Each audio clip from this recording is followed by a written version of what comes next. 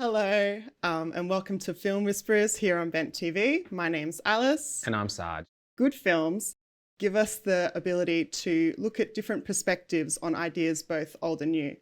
They also give us the ability to have strong emotional responses. Some of these films make us cry, and that's what we want to talk about today. Saj, what films make you cry? Wow, that's an interesting question.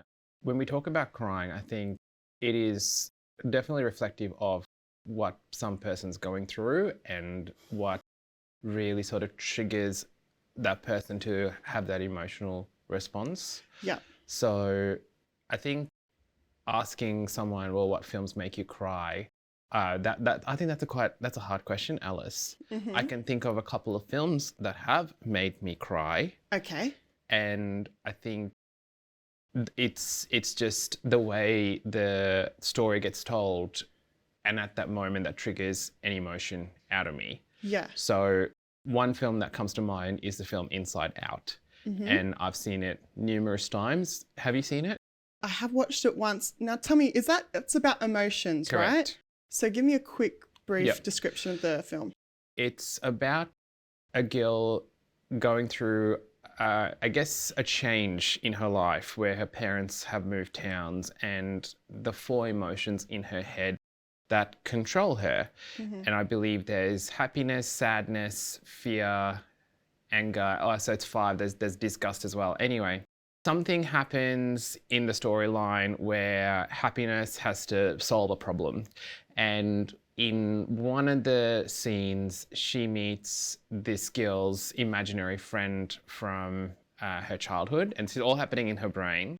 And the imaginary friend, because the girl's growing up, doesn't have a place in the girl's brain anymore. And there's this really emotional scene where the imaginary friend is left behind and is no longer relevant. Yeah. And the way that scene transpires, it makes me cry every single time. Now, my partner, Mitch, we both saw the film together at the cinemas, and when we occasionally watch it, he cries at the scene at the end where the daughter tells the mum, I'm feeling sad, because she's able to be honest about her feelings. I guess the gist of it all, it's about feelings, really. I think Pixar's really good at getting young audiences and older audiences alike to have that sad response. I mean, Up is another film, yes. that first at the start where you see someone's love story play out until one of them leaves from death. Yeah. You know, I think everyone kind of has a strong response to that. They're really good at getting into that psyche and I think perhaps with the film that you're talking about, it's talking about the imaginary child, that childhood, leaving that childhood behind. That's exactly right. Yes. Yeah. So what about you? If I was to ask you the same question, what films make you cry? Or do you cry in movies? I think I've definitely cried more as I get older. I don't know if that's because perhaps I'm getting a stronger emotional intelligence as I get older. I'm not sure. But I like a good death film, a good romance, and I always cry when two groups of people who are opposed join together to do something good for the humanity at the end, kind of whatever project that is. So one of my favorite films is Crush. It's 2001 Crush. I like 2001 Bridget Jones's Diary. I like 1994's Lion King, but they all make me cry. And I know they're going to make me cry. I'd like to explore that a bit. So you said death, right? Yes. I personally think that death is the saddest thing that could happen in a film. Because in life as well, death is always a horrific event that can happen to a human, especially if it's a loved one. And seeing that in film, I think definitely triggers an emotion. So a couple of famous films that I can think of. Now, by the way, I'm not saying I cried during these films, but I definitely had a very strong emotional response. Beaches would be one. Steel Magnolias would be another. And, you know, those two films are also quite popular in the LGBT community. So that's why I thought of those two. And of course, as millennials, The Lion King. I think it traumatized a generation of kids that saw that film and saw Mufasa dying. Yeah. And I think, there's this whole thing about death that brings out emotions in people. And I think the next one from death would be love, which is interesting. And I think a lot of people get emotional when they see romanticism done really well on screen. When they're mixed, when it's romance and sadness, is that what you're saying? When they're combined? Yeah. They kind of call it the chick flick, don't they? I don't like that word. I hate it too. Yeah. I was doing some research on it, and they used to call it I don't know if people still call it that, but the weepy. So back in the day, like early cinema, especially the early talkies. So like weep as in to weep. To cry, to cry, to weep. So they would call it the weepy, and that was kind of the early days where they started realizing, these businessmen, when they were looking at the audience at film as a product and the audience as a consumer, and they were starting to look at how to market them. It was weepies, or films that make you cry with a strong emotional intelligence attached to it, was more popular with the women demographic, because actually back in the day when the films first came out, they didn't really have that demographic. Like, that was built as they started to think of how they were going to make more money out of it. Okay, we're going to advertise this kind of film because you like this kind of film, et cetera, et cetera. Wrong or right, they said that, okay, females liked weepies more than men. And so they started making films that make people cry, but specifically targeted to female audience. So back in the days, 30s, 40s, 50s, it was kind of that rather sexist, as we see it, homemaker, anything to do with the women's journey of keeping the home in line and things like that. I just thought that was interesting. Wow. And it's interesting how it's played off, because we got that weepies, and then it's more popular, we know, like the chick flick kind of thing, and that sexist kind of attitude that comes along with these emotional films, which are sometimes designed to make us cry, and that these kind of films also might not have got as many awards, or maybe not looked at to have the same prestige because they were made for women. Are you saying that in film generally, targeting men and getting an emotional response from them, mainly crying, is not a thing? I think it is, but I think they don't do it in such a poignant way, or a way in which they advertise, this film is for you men and you're going to cry, because men, even though they have the same emotional responses, they have been told that's not manly, yes. Stiff upper lip. Yes. So you shouldn't cry. But actually, I think in Victorian times, for example, it was okay for men to cry. But some research has shown that people after like the World War I and World War II was that stiff upper lip and don't cry and carry on. And that's when they started pivoting. Women, here's your cry movies. Men, these are like your strong, stoic films about men. And I think that they still cry, because what is it that makes us cry? You're saying death. Definitely. But also what's happening in your personal life. In preparation for this, Alice, I asked my social media community what films make them cry and why. And the response that I got from many people were definitely ones that were mirroring something that was happening in their life. So one of the responses that I got was from a straight male who mentioned The House of Sand and Fog. Mm-hmm. And I don't know if you've seen this film. It's a classic. I think it's from 2003 or 4. It had Ben Kingsley, Jennifer Connelly, and there's a scene in there where Ben Kingsley's son gets shot, and he goes into a mosque and he prays to God that he would give anything just to just keep his son alive. And this person said to me, he's now a dad, and seeing that film triggers this emotion. Again, it's death. Again, it is death. Yeah. But in this particular film, because it's a dad's journey of doing anything to keep their son alive triggered this emotion. The other film I can think of that again made a straight male friend of mine cry was The Father, I believe, with Anthony Hopkins going through dementia. Yes. And I think a lot of people who've got parents who are elderly would be triggered by that. Some mental illness.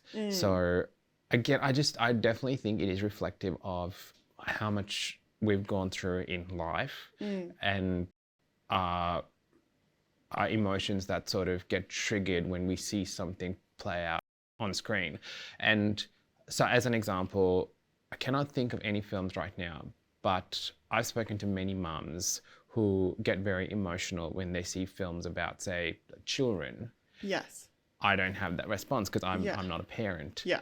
So like in that same sort of way, I think, so for example, I was having a chat to, again, my partner about this yesterday, my sister's keeper.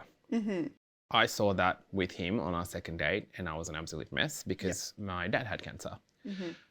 But Mitch didn't cry once. And he said for him, because both his parents worked in health, he was just used to sort of seeing that sort of lifestyle. Yes. That to him, it was not he did not have that emotional response. But for me, it was traumatic. So while it is gendered, I also think that it just depends on a person's life, their journey. Yeah, the subject matter, what's triggering those feelings inside you that maybe you're holding down. And I think that kind of plays into why people seek films which they know are going to make them cry.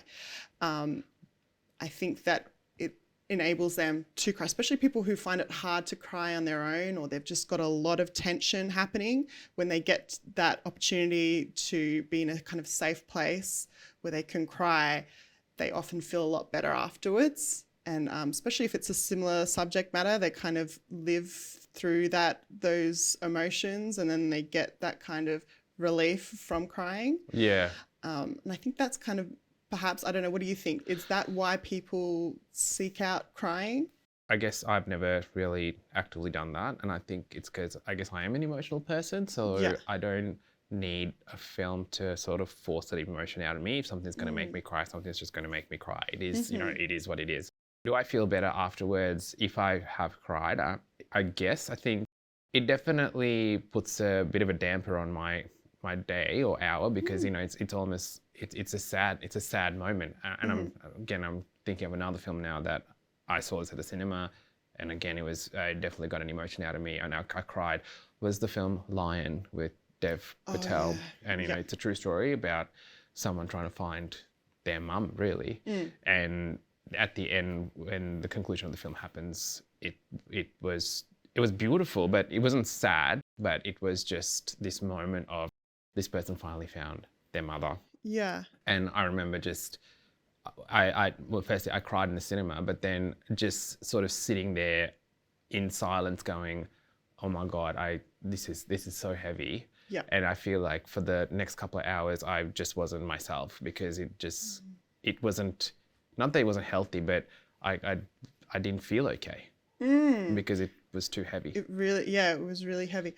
That's interesting. So I was reading some studies about why people watch films that make them cry and what it is about films that can make us easily cry compared to maybe reading a sad novel. What I learned is that we have something in our brain which is like a mirroring thing, which we've had for like a million years or whatever. And it was kind of that, if you see back in the caveman days, you see a bunch of people running, you run. If someone smiles, you smile back at them. If someone yawns, you yawn back at them. And that so it's kind of like this instinctual thing. And so if you see someone cry, there's something sad, there's something to be sad about. And then when we're watching films, films have only been around for 150, I don't know, not that long, right? More than 100 years now. Yeah.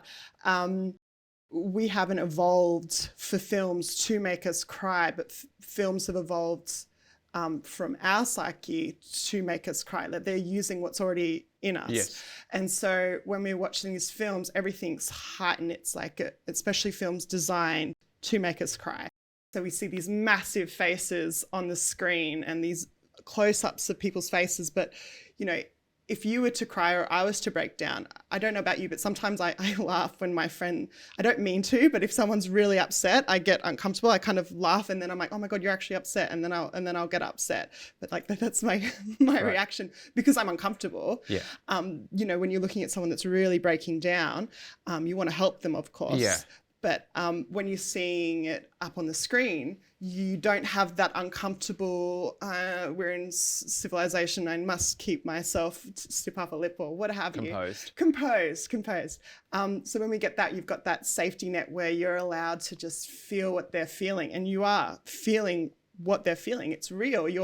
When you watch a film, you know that it's an actor. You might know the actor very well. You know that it's this film. It's a made-up story. Or it might be, whatever, it's a film.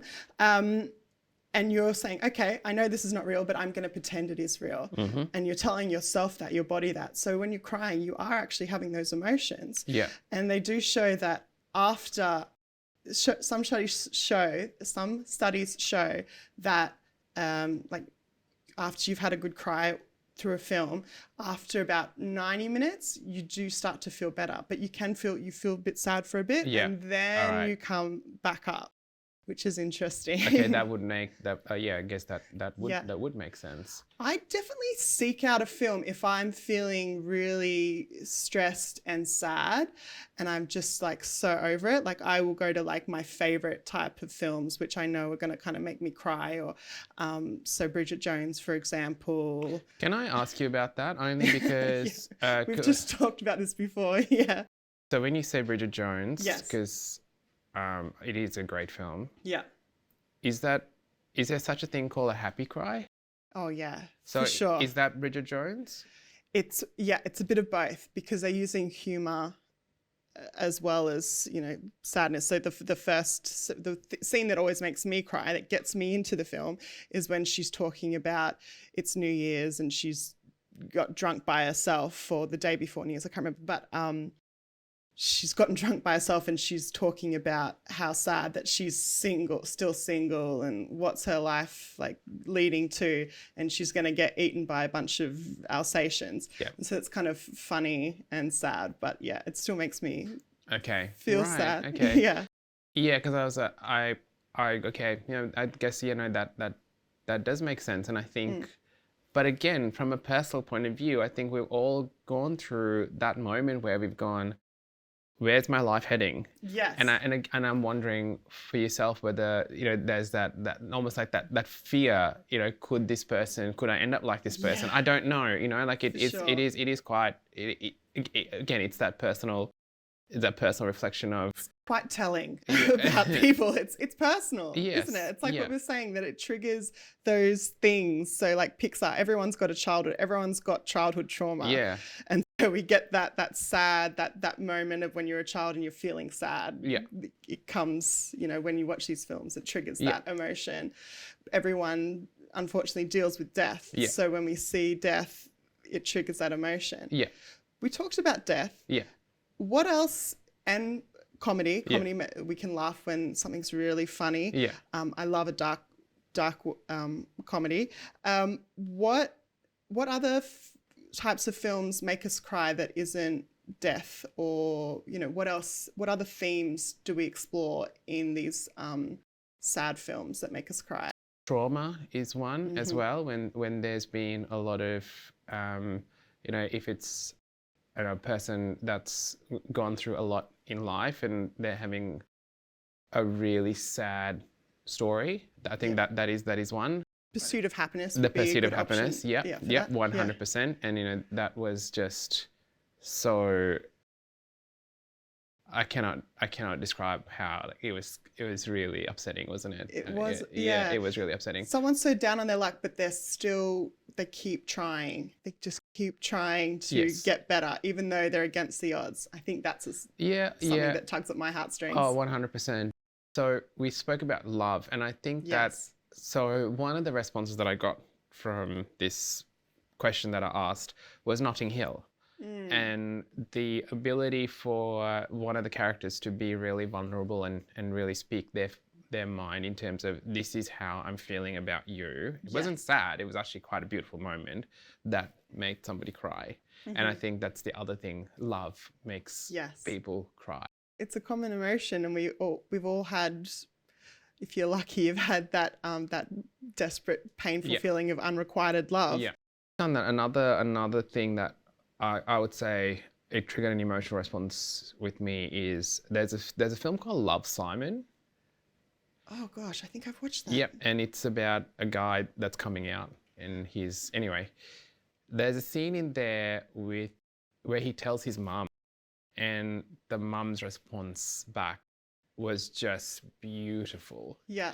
Jennifer Garner plays his mum, by the way. Okay. And again, I know so many people that cried when that happened. Now there's no death. I guess it is love in a way, because it's the mum just saying, you know, don't worry about it. You know, you're fine, and we'll love you no matter what. And yeah, that definitely, I guess that's another thing. And you know, we don't have time to talk about it, because queer cinema, that's massive. Massive. But on top of that, All of Us Strangers. Yeah.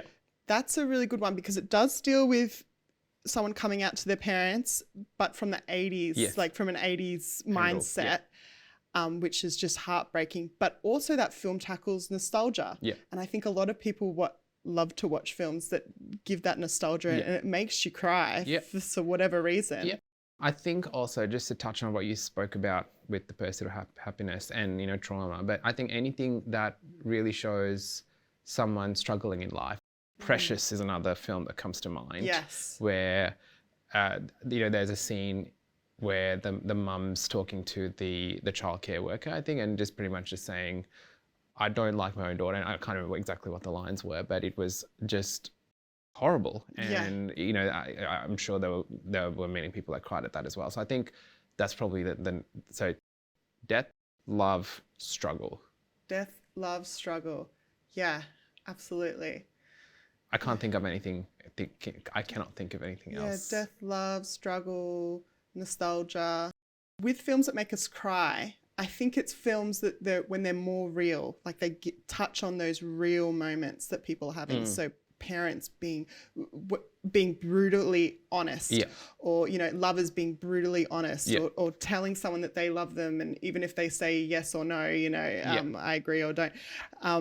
When you see that honesty from someone, especially when they've kept it bottled up, I think that's something that maybe triggers, for me, it does, triggers people. I think it's a common thread. But also, I think, you know, it's, as you said, if someone is also crying in a film, and, you know, people cry for different things in movies, I think that also sort of, you know, triggers an emotion. It's almost like when you see a character crying, and it might not be about death or love. It could be just about, you know, they're going through a tough time. Yes. That in itself can make someone else cry. So seeing someone else cry in a film can make you cry. I agree. And do you think that films change depending on where society is at the moment for what subject matter they tackle, what we're crying about at any given year? 100%. I think now I think now there's a lot happening in the world, right? And I think at the moment anything to do with war or you know, families being torn apart by war would definitely trigger quite a lot of an emotional response, because it's what's happening. It's what's happening in this world right now. We both talked about this earlier, but Civil War, that film that's just come out with Kirsten Dunst in it.